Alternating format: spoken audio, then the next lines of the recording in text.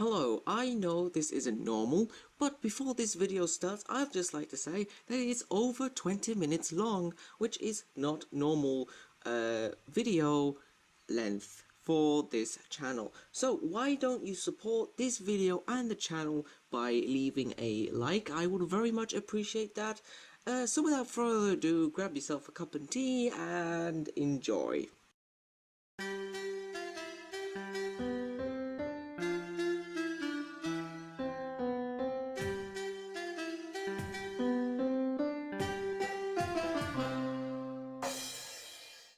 And just waiting for the screen to stop turning yellow all the time. Do I actually need to turn the light over to here? Yep, that would be a good idea. Okay. Hello everybody, I'm LEGO Separator and welcome back to another LEGO video. Today, we are going to be looking at a set number 9450 from LEGO Ninjago, and it was released in 2012. So without further ado, let's get started. So let's get started on the minifigures, which there are 7 of them. Or rather 7 characters, because not all of them are minifigures. Let's start off from the top, and it's the Green Ninja over here. Here is the Green Ninja, aka Lloyd, in the 2012 version, I believe. First of all, he's got these dark grey shoulder pads with a golden katana stored in there as well. We can take that out. That's just a simple golden sword that can be held in a minifigure's hands. And looking over here, he's mostly green with some special dark green sleeves and black gloves. The mask over here is green as well with a sort of silver pointy crown on the top. We can take that off to have a look at the face, which falls off all the time, so bear with me. So here's a look at his face on one side, which has some swizzly eyebrows and a smiley face, and on the other side we have an alternate face, this time being Lloyd scared, and over here we can see the rest of the armor. We can take that off to have a look at the rest of the torso, which has some sort of silver studding over here on the chest, and a dark green belt with a silver buckle there as well. Going on to the print of the legs, which also has some more silver studs, sort of white tunic underneath there. And moving over here to the back, we have the rest of that dark green belt, some more silver studs, and a special sign over here, a sort of golden insignia. It's the snake, it's a ring snake, sort of wrapped around its own tail. Now, our second minifigure is also a ninja. This is Jay, the blue ninja of lightning. So first things first, he's holding this sort of dark grey 3-point striker, or a dagger of some sort, sort of got a dark grey metal sheen onto it. As for the minifigure itself, mostly blue with some light grey accents. So first of all, these light grey shoulder pads with light grey scabbard to hold any spare swords. We can take that off to have a closer look at the torso. Over here we can also see quickly his face, which has a sort of scar on his eyebrow here, sort of moody expression. His mask is blue with a silver crown on it as well. And looking over here at the torso, we have some armor plating printed on one side, which matches up with the grey sleeve on this side, with some black gloves and a blue sleeve on this side.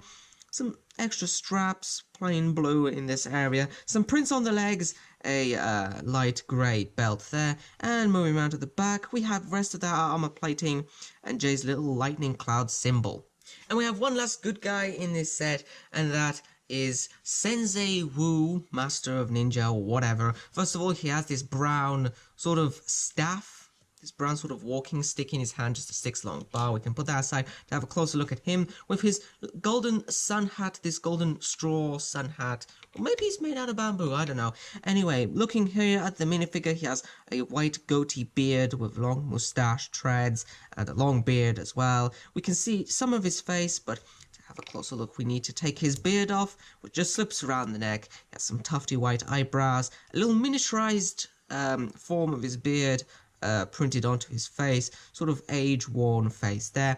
And his torso is plain enough as well, with some little dragon emblems, some plain white in certain areas. He also has a print on his legs, which which has a light grey belt over his sort of white flaps of his torso.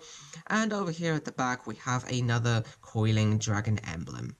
Now we also get 3 snake characters here. I say characters because not all of them have legs. But let's start from the bottom over here, and that's this first snake. He's called, what's he called? He's called Chokun, from the Constricti clan or something like that. He has this sort of golden mace in his hand. Let me just take that out of his hand for a little bit to have a closer look at that. Sort of like a molded chain piece there with 5 spikes on the end of the ball. Now, as for Chokun himself over here, he has a special made headpiece put on there with a few little prints, some white fangs there, some yellow eyes, and sort of rocky prints as well on the side of this silver plating on the top of his head, which goes to the back as well. Now, as for his torso, is mainly orange, with some dark grey sleeves and black hands here.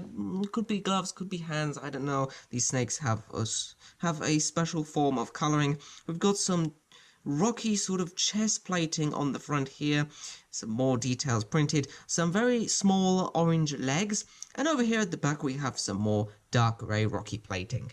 Now, the general of the Constricti also comes in this set. His name is General Skeletor, and he has the general tail piece over here, which we'll get in just a bit. First of all, I want to remark about this sort of special battle axe that he's holding.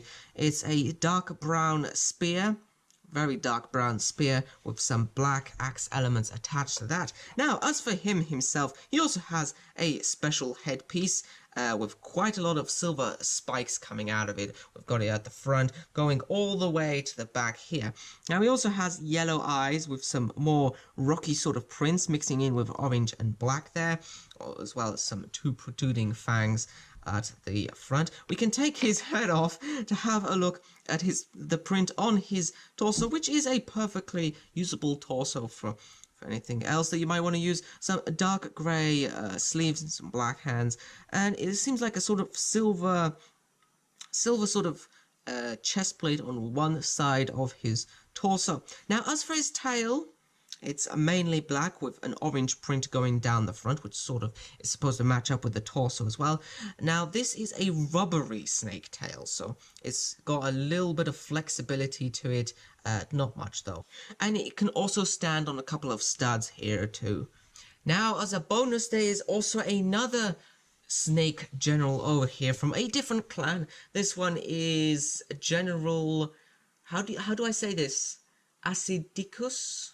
Or something like that, maybe, from the Verminari clan, and he's holding over here a fang blade, the Hypnobri fang blade from the little print that we have underneath here. It's got a sort of rubbery style silver tooth over here, and this is used in some of the Ninjago story for a certain reason. In fact, in this set as well. But having a look at the General Acidicus over here, or however you want to say it, he too has a special molded head. Let's take that off to have a closer look at that. It's green, dark green, with, where do I start? It's got quite a lot of white spikes on the crest of the head. Of course, the special white fangs for his mouth, and also some extra fangs on the sides over here. He has some green prints on the top, and he has 2 yellow eyes on this side and 2 yellow eyes here, but this side has 2 little green scars behind those eyes with some extra black design there, and we sort of have the back of his head sort of molded here too. We also have the back of his head molded here too. Now, as for his torso, it's dark green. Well, most of him is mainly dark green with some light green and red prints, which is also following down to his tail too. Looking around here at the back, we have some more scaly prints, and that brings us to the rubbery tail, which is dark green too, can also sit on some studs. And that's it for this Snake General here.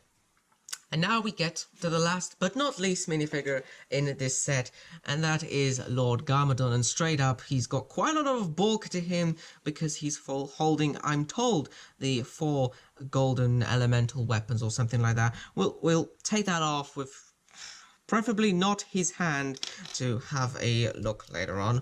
So looking just at the minifigure over here, first of all, he's quite dark, so let me just adjust the lighting to have a better look at him. Okay, that's better. So he's got 4 arms.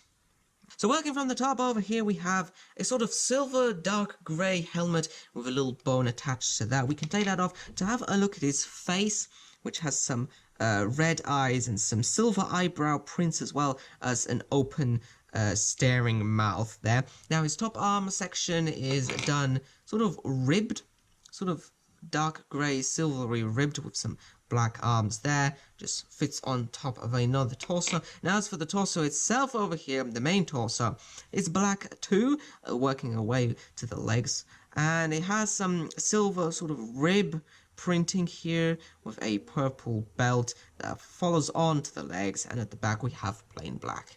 Now as for these accessories over here, they have some importance to this. These are like 4 elemental weapons or something like that. So first of all, we have this dragon sword, decorated sort of like a katana, but with dragon design at the hilt and fiery sort of breath attached to the blade as well. Dragon sword of fire. Now over here we have one little golden shuriken, meant to represent the shuriken of ice. Just it's got 3 handles. It's a throwing star basically. Over here we have a brick built golden thing. This is the scythe of Quakes, represent earth or something like that. It's got one of those slightly rubbery feel tooth pieces stuck into a hilt and a pole there too. And finally we have this. These are the nunchucks of lightning or something like that. You know, the sort of things that spin round on a golden chain with 2 golden hilts. This one's slightly a little bit roughed, but it still uses it. So with that all out of the way, let's get on to one of the parts of this set, which is this giant snake called the Great Devourer or something like that. Big snake, big green snake. So this is a quite large brick built snake sort of thing, around 23 centimeters tall, the main body section over here. And let's break this down into easy sections to have a look at. So first of all, let's have a look at the ornate snake head, which is mostly dark green and light green with some special stickers on the crown of the head over here. So first of all, we have this one with a sort of yellow sort of jewel design emblem there, and some more scaly patterns on this side. They also sort of make a sort of spiky snake design, this one too pointing out at a special angle. Now over here at the head we have some red pieces for the eyes. The eyes done very well with these sort of slope pieces made to make the eye slits of a snake. We also have 2 large silver fangs here, made out of these sort of blade pieces done in silver and slotted into there to be the fangs, which is a little bit fiddly because I can't really see. We also have 2 little teeth underneath here as well, just pointing upwards. Now the main function of this head is to open up. So all we need to do is push this. Well, one of the fangs is getting in the way, and I don't know if you can see that. Let me see, just right there. Okay, so we just push this and it opens up the mouth of the snake. Gives you a little bit of an idea of how big this thing is, because we've got something special stuck under here. We have this rock element piece turned upside down and the hollow part inside the snake's mouth. So we could take, for instance, like, I don't know, one of the minifigures over here. We could take, for instance, like one of the minifigures. Poor Jay is going to be eaten by the snake. That's exactly what it's supposed to represent. A snake so big it can take one person into its mouth. Now as for the rest of the snake, it's got a pretty structural design for the main part over here. It's sort of like one large construction. So we've got these sloping pieces here with some more stickers attached to them. Over here as well, some more sloping pieces. Here at the front of the snake, we have some light green slopes for the front of the snake, and some more empty blank slopes down here at the base. Now the base is just simply a base plate just down here, so it can stand up pretty well. The front part is well balanced. It's well balanced, so it will not fall over when you place it down. The only downside of it being that you can't really bend it down all that well, but if you just hold on to the tail, you can make it bend down just like this without falling over all the time. Now I've lowered the camera a little bit so we can have a look at the tail section, which is another important part of this snake. So first of all, leading from the main sort of stable construction over here of the main neck and head, we move on to the more flexible part of the construction. So we have dark green slopes mingled in with black, sort of the same color, repeating again and again and again. We have large, medium and small section making up the tail. These are on large ball joints. They just turn around pretty easily. You can make some slithering postures, slithering poses. So you can make slithering poses using this. And then we have this little tail section at the end, which has sort of two special tube-in pieces that can be placed in different ways. So you can even position this tiny little tail end piece in different ways. And as a final note for the Great Devourer over here, here's one of the original Snake Generals. Side by side. It's pretty big. It's pretty big. Now the second part of this set is this big four-headed Ultra Dragon that we have here. So first of all, what's most noticeable of this dragon is that it has 4 heads, which symbolize 4 elements. So this one over here resembles ice, this one fire, this one earth, and this one, which is yellow, funnily resembles lightning, and they each have their own special printing designed onto them. So I'll just bring that a little bit closer to have a look. First of all, at our ice printed head over here, which has some sort of azure blue markings and some dark blue markings over here at the gums as well.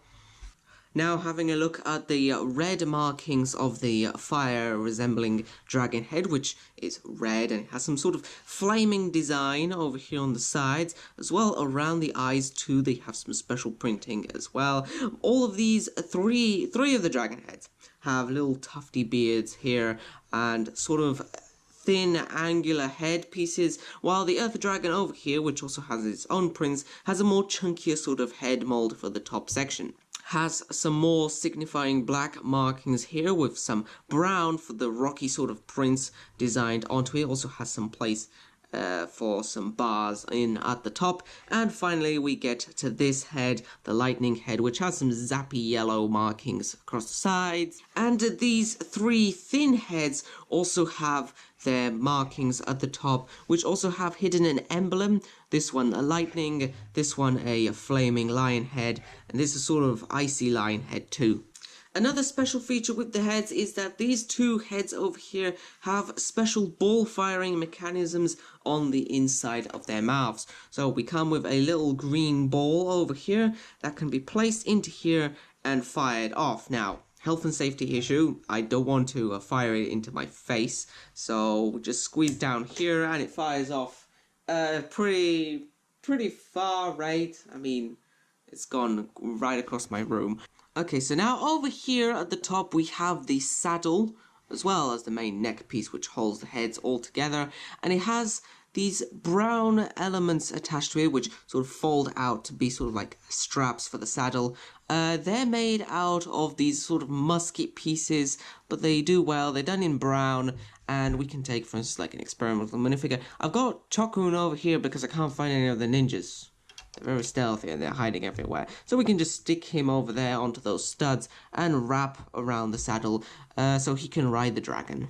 This dragon also has some dark grey sloping pieces around the sides to help style things off a little bit. These ones are missing a few stickers. But anyway, that brings us to the wings of the dragon over here. So I've distanced the dragon quite a bit because I want to show you a little bit better of the wing mechanism. So there is a little white handle which we'll have a closer look later on. We grab this just like so and pull it upwards away from the ground and the wings pop up. I'm going to show a few little scenes of that.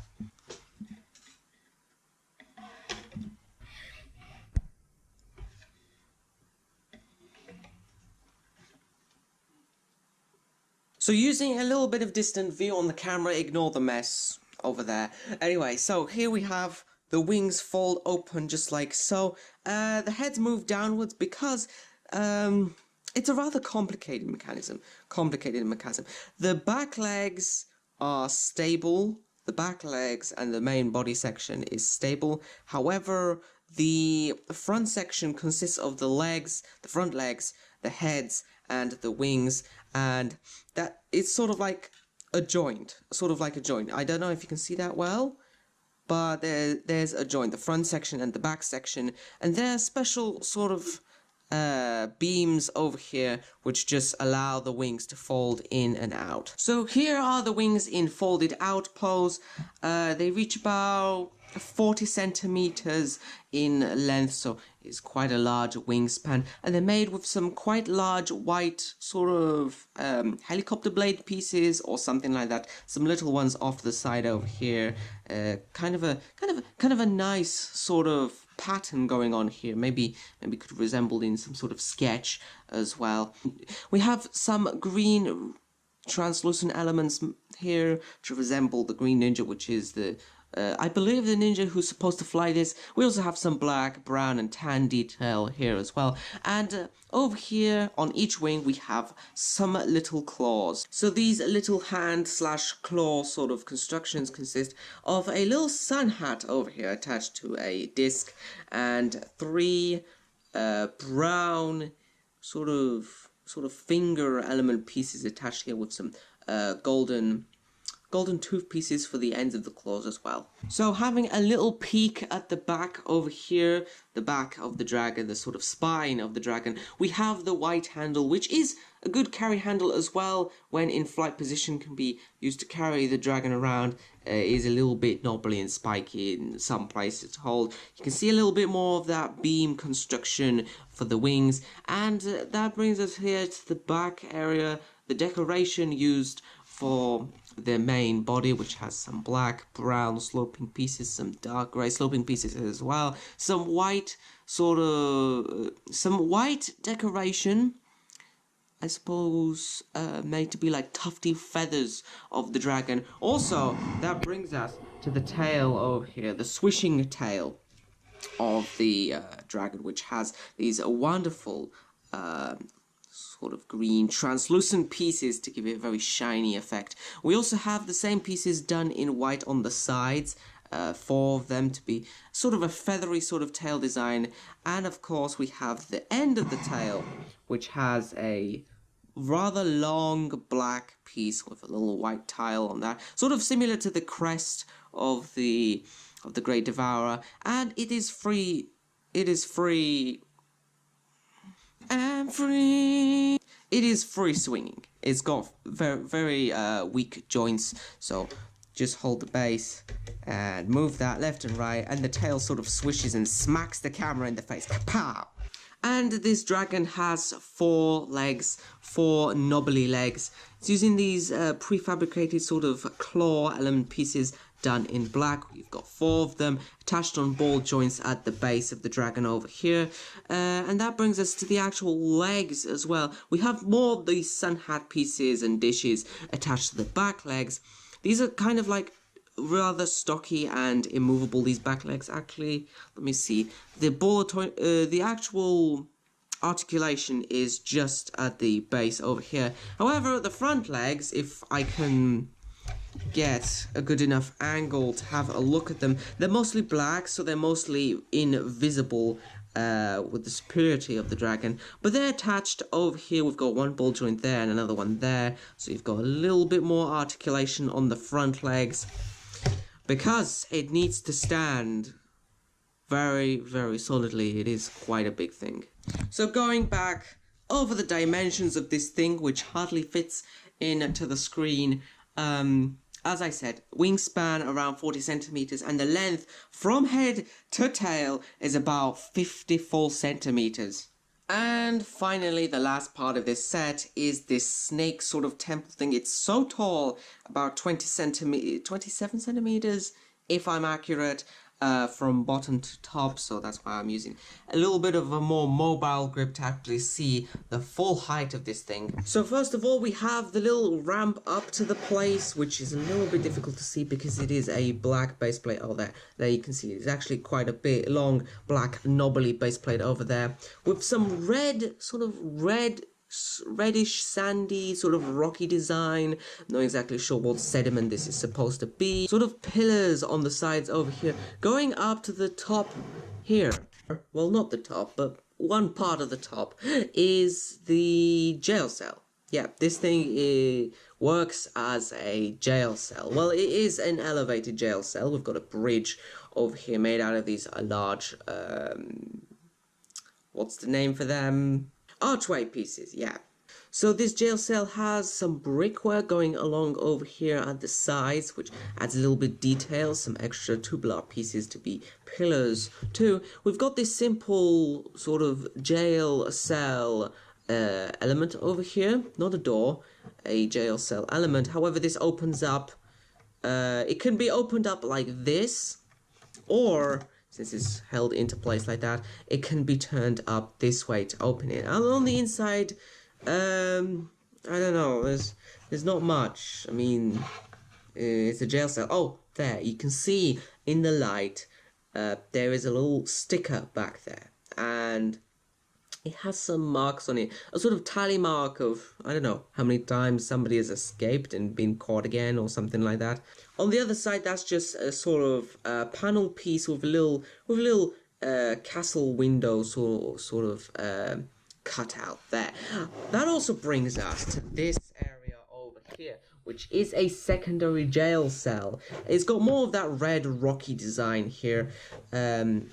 Also some extra base plates, and this opens up like that, so there you can see the same element attached in a different way, and we have one more of those panel pieces, those castle window panel pieces done in black, again this time without a sticker, and we can put a prisoner in there. For instance, like, let's take Chokun. He's been a bad boy, so we're gonna put him in jail.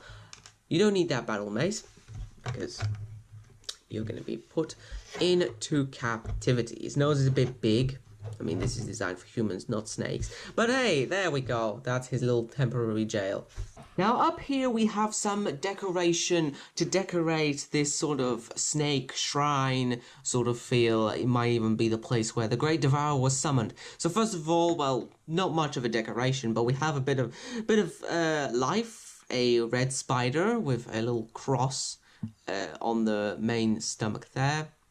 Just a little red spider to make things a bit more spooky. We have two butterfly swords attached here to be a bit of decoration there. And of course the most noticeable thing are these two snake heads positioned at special angles, dripping a little bit of venom here as well, using these long and short sticks done in translucent neon green. These snake heads, they have prints on them with more dripping venom, sort of making eyes as well. I don't think they're particularly meant to be snakes, but it's made to look like that, and they have some stonework done under there as well, all placed at different angles. We have some more venom design over here, and going up to the top of this, which I don't know if I can get my camera up there enough, ignore the Ultra Dragon over there on the side, we have the main pillar which goes up to a little fountain at the top here, another pole element piece used there, and some golden snake pieces, some let me see if I can unclip that. A golden snake, a Ninjago snake with a little diamond set in the top, done in gold, used for this I don't know, ritual style basin over here. And we also have the pillar, which also used to have some stickers on it, some more dripping venom, but they got lost. And finally, a few mentions. These pillars over here stick out quite nicely over here. And then we've got this dustbin over here, which I know plenty of you will be asking questions like, what's a dustbin doing at the back of a snake shrine? This is a container, not a dustbin. It's filled with 2 little neon green studs, and they're supposed to represent venom, which is a sort of nasty surprise for whoever's being imprisoned in here. So let me just see if I can get a good angle at this. So over here, if we look inside the jail cell, we can put someone in there. I'm not going to put them there just for the sake of it. And if I tip the dustbin like this, the venom drips out, hopefully into the jail cell, and give someone a nasty surprise. There is a hole at the back there, so if it gets stuck, it can drop down there. In fact, let me just... Okay, ain't gonna work. But anyway, we can move back to that dustbin. Just give you a little better idea of what's going on. Put the venom in, drop it down there. Oh, it actually dropped through the hole out into... Maybe this could be even a river of venom down here. But that's the end of our video. So, hang on a sec. Hold on a sec. The ninja's not here because they ran off somewhere. I can't find them. Seems like there's going to be a bad takeover today. But anyway, that's the end of our video. So I hope to show more in the future. I hope this inspired you. And until next time, happy building!